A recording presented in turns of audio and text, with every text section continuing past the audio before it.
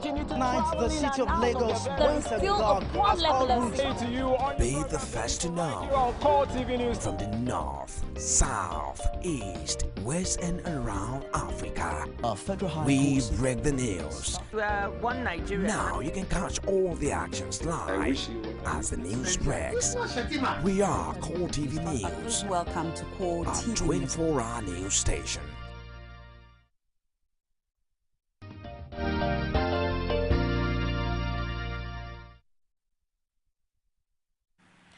One man, a Liberian American, entered into Nigeria, and the rest is history. Of course, we had about 196 people under surveillance, 8 confirmed cases of Ebola already in the country, and now 3 people have been confirmed dead.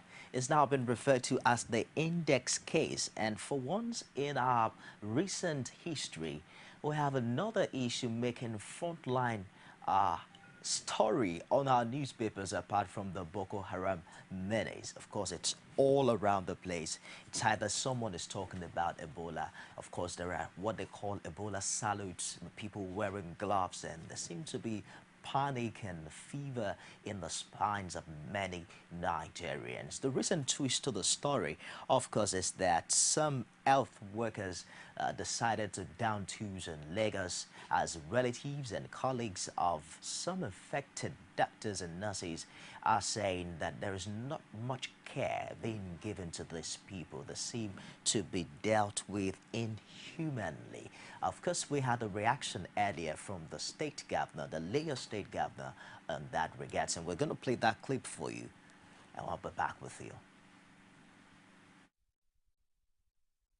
While we sympathize with the families and the victims, the health workers are doing the best they can. My appeal is for more health workers to sign up. And let me share with you also what I was told in my meeting this morning, that even if you were the best physician in the world today, if you came there today, you can't enter into that isolation ward because you need to be trained in how to kit up and how to get out of the kit so that you don't infect yourself. You need also to be trained in the flow of activity inside that isolation unit. If you come in from a particular place, you can't go out from there. And you need to end up in a place where you can be washed down and taken out. So, and that training takes anything from 5 days to 7 days to achieve. So even if we had all the full complement of doctors signing on today, it is risky to put them inside that place without first training them.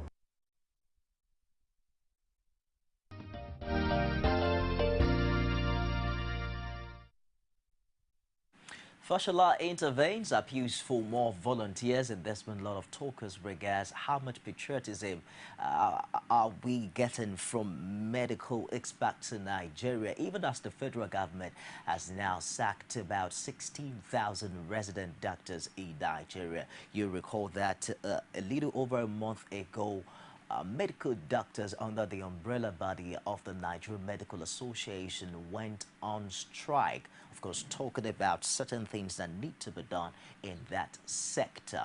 Other news evolving this morning, 61 patients under monitoring released so far, and you will believe there's 2 million complainants called Ebola helpline, and the disease, they say, will take 6 months to be controlled. That's coming from experts. Lagos yet to get experimental drug. Federal government fund. Of course, you recall that the federal government promised about 1.9 billion naira to help the prevention process ongoing in Lagos, and state government here is saying the fund is yet to be released. And in case you don't know, Lagos state government is also ready to sanction people, those defecating and urinating in the public. We're taking our discussion on the Ebola virus disease to another level this morning as we begin to talk about the cries of the relatives and all the evolving stories in that area. I'm joined by a social affairs analyst, Anfred Uwheraka. Good morning, and thank you for finding time to join us today. Thank you very much. As well as a legal practitioner, Siji Akinsoyinu. Akinsoyinu. Yes. Wow. Thank you. You're welcome. Good morning, and thank you for finding time to join us. Yes, thank you. Let me start with you, Alfred. There's been lots of talk as regards patriotism. We heard that health workers are going on strike. Of course, the medical doctors have been on strike for over a month now. There are even relatives of the health workers who are calling on them to resign in order not to be infected. How would you place this attribute of patriotism as a Nigerian relative to leadership taking responsibility for Nigerians in this country? Well, I think it's a matter of social growth. Over time, I have noticed that Nigerians are beginning to lose steam with the honorary flag of the country and their nationality. When you have that kind of trend staying too long in the system, people begin to lose trust with the body nation. That is now manifesting in whatever we do. Everybody's going for the cash and looking for self-help rather than taking on to doing things like the American slogan and say what you can do for your country. Now, when you don't have people who are willing to commit themselves into what they can do for their country, that is what we are noticing now. When health workers like medical doctors begin to pull back, what is their profession? What is that oath that they swore to? That means the doctor is not even willing to commit himself to that patriotic act, which was declared in the oath. For me, you need people who are ready to stick out their neck. There are a few of them who do that, and when that happens, society looks at them as taking unnecessary risk. These are issues surrounding our nation today. The medical doctor's part of it is just showing a symptom of our character. If you look on the street, people take to self-help to themselves alone. What happens in the next person? That is why you have people dying on highways. People pass by. And you'll be shocked that some Nigerians who carry them to the hospitals, the doctor says, I don't treat. You must go and bring his police documentary. And if you bother to go to the police will first of all think that you are the one around the people. So we have this symptom going on. I've had experiences where we had to carry people to the hospital. And the first of all, they won't treat. We have to go our own way to see to it that this is done. That patriotism issue is a total manifestation of our life pattern now. There is a need to change our orientation. We should see this country as ours. It's not belonging to somebody else. You see Nigerians who go for treatment. They don't trust even the medical team in Nigeria. People go abroad for treatment. Ask yourself a question. Somebody wants to do another medical examination. He will go abroad, and when he gets there, he's ready to pay the bills. So this whole thing is a gamut of our social failures, and it will take a long time for the National Retention Agency to rebuild our character flow in this. Now for the doctors, I must say as a social critic, I'm not very excited. Because, come to think of it, in a country like this, where medical doctors are on strike for various reasons, I wanted a symbol of show of professionalism to say, look, we will continue the strike, but we'll keep paying suspension for maybe 2 weeks or 1 month to enable the process that is going on to be diluted. But we have not lost steam in our requests. And if we look at some of the requests, they are mostly administrative. Not talking about the surgical nature of being a medical facility or the individual. So for me, it's not here nor there, but the framework is that we're losing our patriotism, and it's manifesting in the medical line, unfortunately. Well, we'll get back to all of that. But Siji, would you totally put the blame on medical personnel in Nigeria if you also put to mind that the actual people who are facing the threat, whose life are being threatened, are medical personnel? They are the ones that have primary contact. They are also the one catering for those who have been confirmed infected today. Yeah, thank you for that, but I would like to say this. Someone once said it, and I believe it's true. The fear of the virus, the Ebola virus, is the killer, not the virus itself, if you ask me. Because, fine, the Federal Minister of Health said that everybody's at risk, especially the health workers, because they are the ones that get the first contact with the victims of the Ebola virus. Now, if you look at it quite clearly, it is not the virus now that's the problem. It's the fear of dying from the virus that's making them to act the way they do. All this quarantine, and don't touch, don't shake, the symptoms of the virus, and how it kills and everything. If anybody has HIV and AIDS, nobody's afraid. because you know you can't transfer it, you shake it. But the method in which it's been transmitted from person to person is now makes someone afraid that, oh, I can actually die from this virus. Is that fear that leads to what we have now? It's just an untimely event that, okay, the virus came when the strike, the medical doctors are on strike. And what are the medical... We said this about like 2 or 3 months ago, and what are the doctors asking for? They're asking for better improvement, better pay, better package in terms of their take-home pay and everything, because of the risk they face. This is part of the risk they face. But when you talk about patriotism, when you sign on as a doctor, you swear to an oath, an allegiance, that you put your profession above money and other things. But you don't find that happening nowadays. The Nigerian factor, as it were, quote it any way you like. Everybody's after their pocket. The politicians are after their pocket. Even every profession you find yourself, everybody's after to let me take care of me first before the nation. Anybody you see putting the nation first before himself, you say that person maybe is not or is going crazy. Those who put the nation first before themselves, where are they today? Well, wouldn't you say that, I'm coming to you now, Alfred, wouldn't you say that the medical personnel are justified after all? Because one of the reasons why they embarked on strike is the ill equipment of medical facilities in Nigeria. One would expect that with the much noise that West Africa has gotten about Ebola, Nigeria should have been more prepared than it is now for the virus. Let me say with kind of joy that we are lucky with what has happened. If it were to be a scenario where it was out of Lagos and infection started out of Lagos, would have had high level of infection. The Lagos state government has demonstrated faithfulness to keep their citizens free of danger. And the federal government has shown for the past 2 weeks, it's obvious to me that most of these guys are not sleeping. When I look at the minister, Chuku, and I look at him what he was before, this is a person I knew. You know that the stress of governance in his ministry is beginning to tell on him. I tell you one simple thing. If you have the doctors on the negotiating table now, would you think the minister will be very much alert to their requests? He'll be more interested to save the image of the country. Where I say we're lucky is that the Lagos state government moved very fast and make sure they arrested the drift. So for me, I don't know whether you call it justification. I've always say rationalize things. Something that you can ask for, and it may not be today. Demonstrate that will to fellow Nigerians. Now look, yes, we're on strike. Doctors, let's work for the next 1 month. We'll continue our negotiation. This give and take brings you to what you call the corridor of confidence Nigerians have in the doctors. And the odd part of it is that a lot of these medical doctors, quote unquote, they run private clinics. And I'm aware that you go to some of these places, people are being treated at a higher cost, so they are making more money.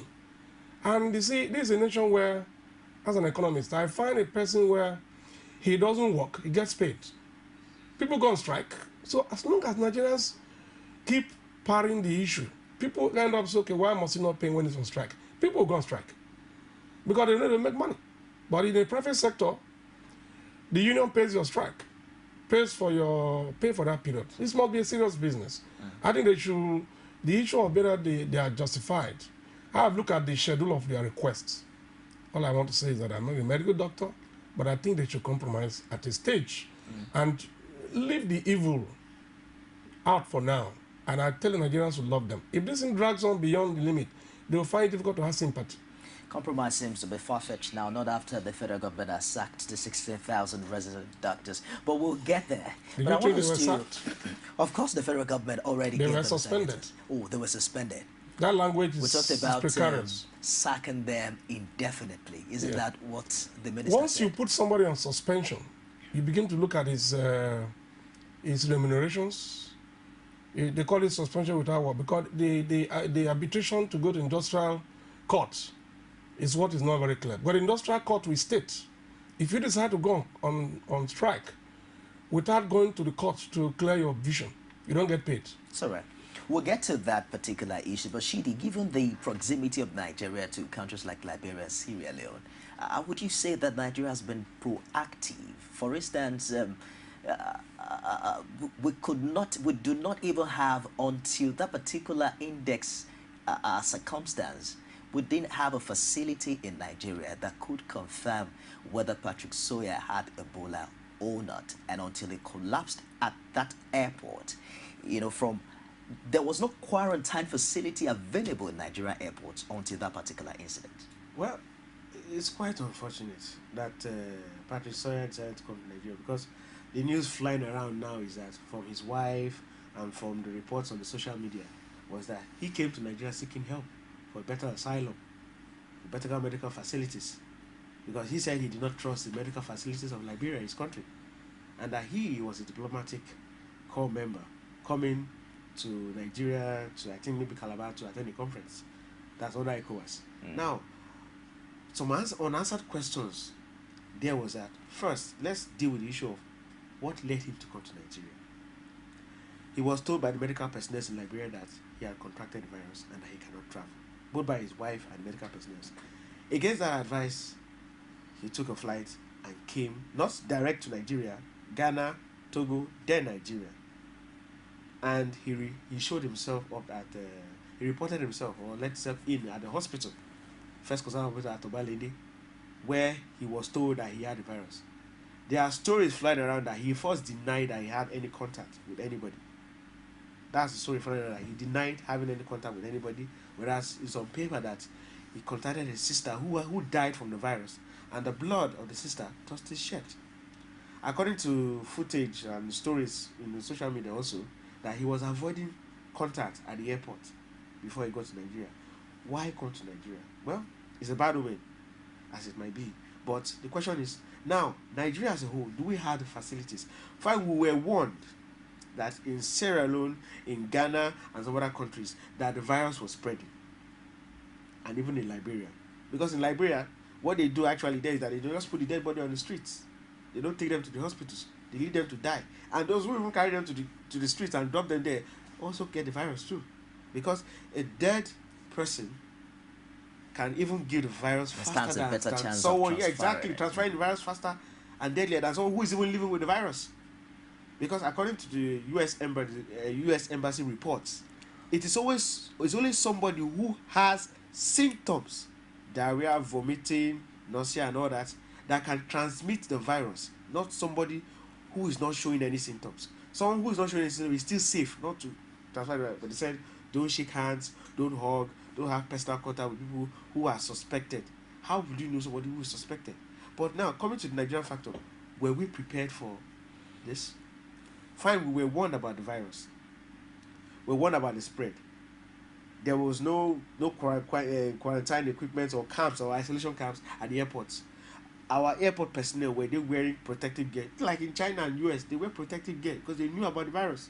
They said they didn't stop Africans from coming to US for anything, maybe for medical care or anything. But did we have what it takes to protect ourselves? I don't think it came as Patrick Sawyer's coming to Nigeria was like a time bomb waiting to happen.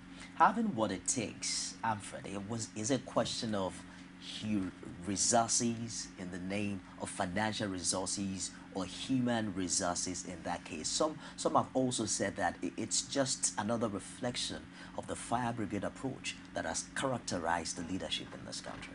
Well, you've answered that question. We've always had this fire approach to most issues. But come to think about it, we were not prepared as much as were required. But Nigeria is still being seen as a fulcrum for activities in ECOWAS. And everybody moves into Nigeria. You recall the episode with the governor of Lagos State and the federal team at Pastor, what's his name, our synagogue pastor. Okay. They visited him. TB Joshua. They knew very well that this man has been accommodating people from the West all over Africa who come there. And the news still went around that he was actually going to terminate at TB Joshua's place. You know, what is happening to Nigeria is our friendliness, our homeliness to ourselves. When we talk about borders, go across the borders. They will not touch you. If you go to land borders are even worse off. So we have a lot of exposure. That's why I say we are lucky that the Lagos State government moved fast. And the issues were picked up in Lagos. But you see, for me, if you think it's a question of passing blame, we've gone beyond that now. We are now in the point where infrastructure must come up. That is why I keep saying that in the immediate situation, what do we do? How much infrastructure has been, you can start overnight. I'm pleased to hear the governor speak earlier on and this morning that the facilities that have been there, they were there, just a matter of upgrade. The Commissioner Idris was just saying yesterday that the complaint by people is a reflection of fears people have. People are also afraid, are you sure these people are not going to be left to die? And they started talking about toilet facility and all that. And Idris said, listen, these things were not set for this purpose before. They are infectious disease control area. They have their own kind of infirmary or quarantine area. But the peculiarity of this is a social panic. And you have to be a bit careful. People should not enter the environment. Nobody is sure of anything. So for me, when you say infrastructural preparedness or deficit of this, yes, it exists. Now, look at your national budget. See what is allocated to everybody. You recall that in our national budget, 75% was spent on required expenditure.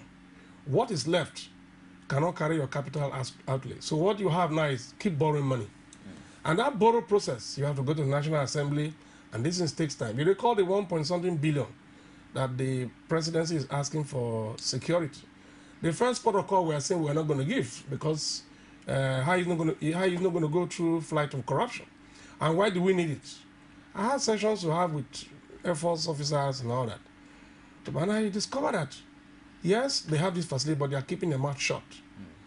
They just make do with whatever they can have. So we have a big challenge in this country. We have left a consuming nation to be exposed to just buying whatever comes in, and our budget is on the flight out. So there is a lot of deficit, and in one of the presentations I made somewhere, I said, this is not going to make us look back and see what we have done wrong. What can we do? How much infrastructure we need to put in place now? For us, even though we've lost people, you will find that it's going to be an incentive for us to look at the health sector again. Immunization, the vaccine promotion issue involved in JOS, and all that. They will all come to the play. Those are the areas I want the doctors to fight for now. Those peculiar infrastructure that is needed in the country to meet emergency. Look at those flights when they move those two dollars to US. If you see the package, you'll be delighted to be a Nigerian if that was done by Nigeria. There's this eviction of confidence that in the event of anything happening, my country will stand for me. And they quickly moved those two people and confined the whole area to that university teaching hospital. And we are told they are responding. So we need to look at our infrastructure as priority now.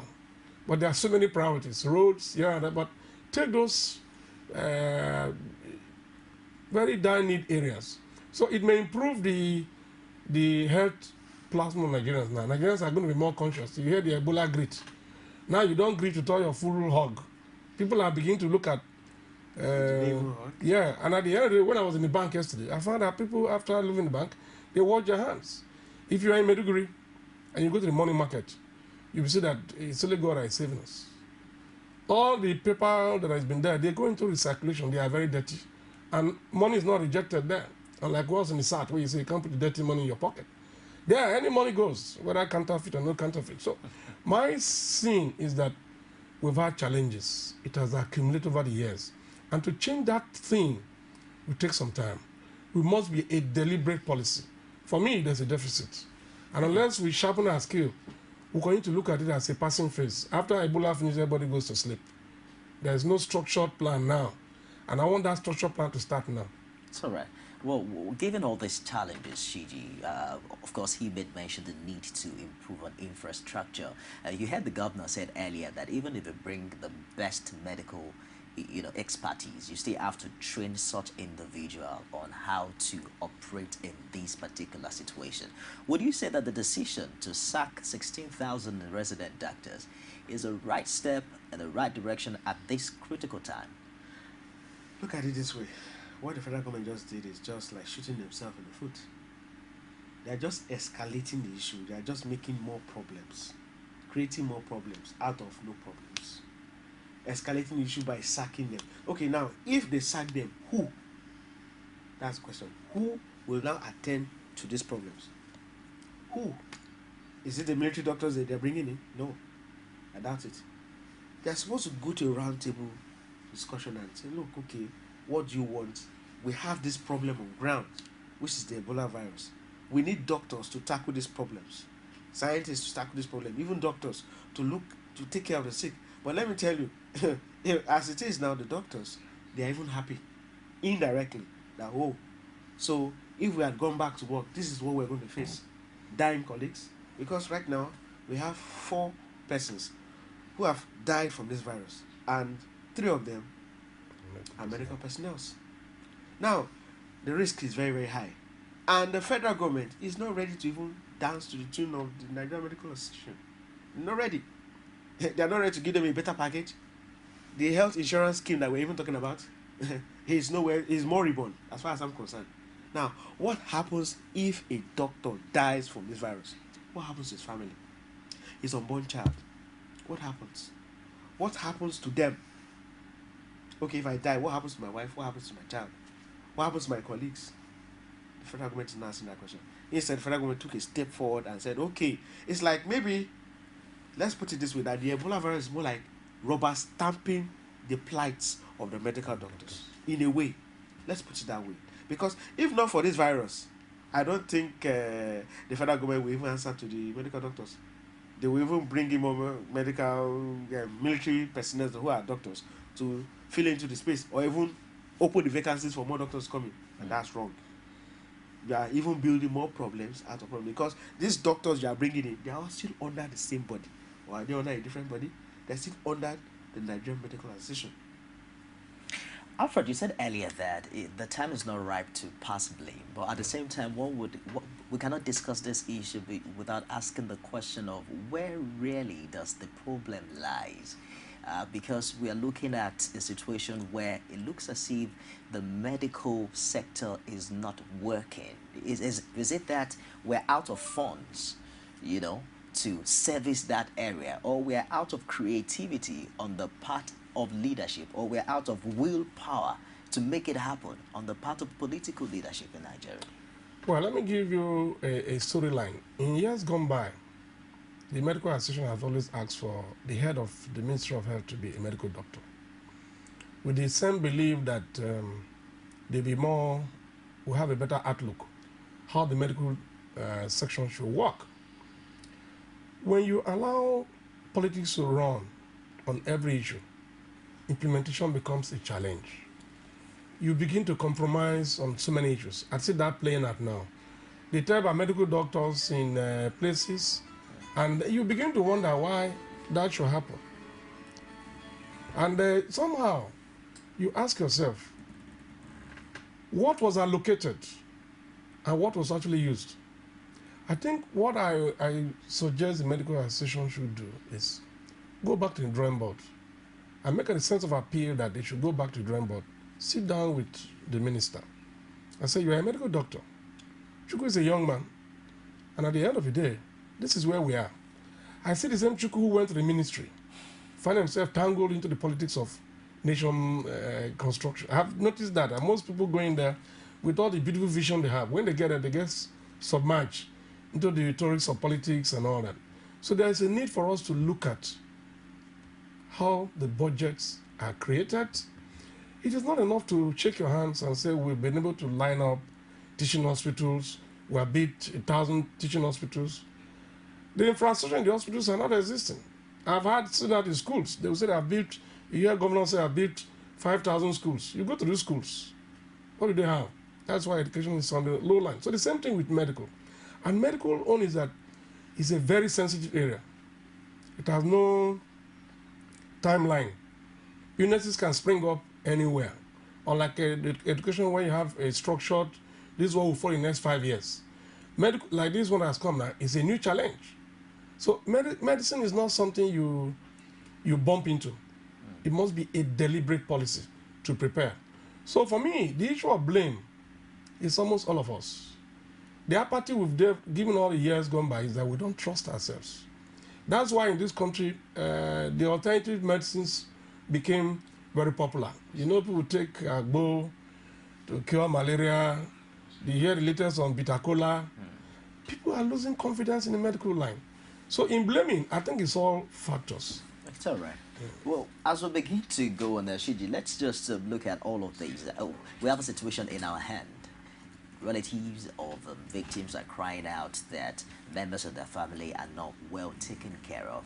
We have health workers who are allegedly running away from their responsibility. We saw the governor earlier talking about the need for more volunteers. Now, given this situation whereby we have governors sacked, given the situation whereby we have health workers who are not standing up to their responsibility, how do all of these impact on this fight against Ebola and the panic amongst the populace? You just answered the question yourself. Why are the medical personnel running away from catering for the Ebola victims? Why are relatives crying out for more, how will I say it, for more, as in to take care, for them to take care of their relatives who are ill? It's the fear of contacting the contagious disease. Let me say it that way. The fear. Now, look at it this way. The federal government suspends, as it were, all the medical staff or the doctors who went on strike. Now, would that help the issue? Two wrongs can never make a right, and it will never make a right. What they have to do is to go into dialogue, get on the dialogue table, have a conference, and say, hey, this is what's on ground. Fine. No medical personnel will want to risk his life knowing what has happened already, knowing the magnitude of this virus and what it can do on the strength of scale of 1 to 10. Tell me, as a medical personnel, any medical personnel within this room here, would he want to risk his life and go and cater for those with the Ebola virus? So let me hold it there for a while as we take a break now. Would any medical doctor want to risk his life? Of course, that answers the question of patriotism. Would you want to let go of your life to save a nation? We'll begin to, when we come back after this break, we'll look at the implication of all of these changes in social life, economic impact on the nation. Of course, the news just reaching us as the federal government awaits the trial drug. USA dismisses nano-silver as cure, saying that it's just a pesticide. And another silver lining in our dark clouds would be that 61 out of the 198 people under surveillance have been declared free of Ebola and asked to go. We'll take a break and we'll be back with more. Don't go away.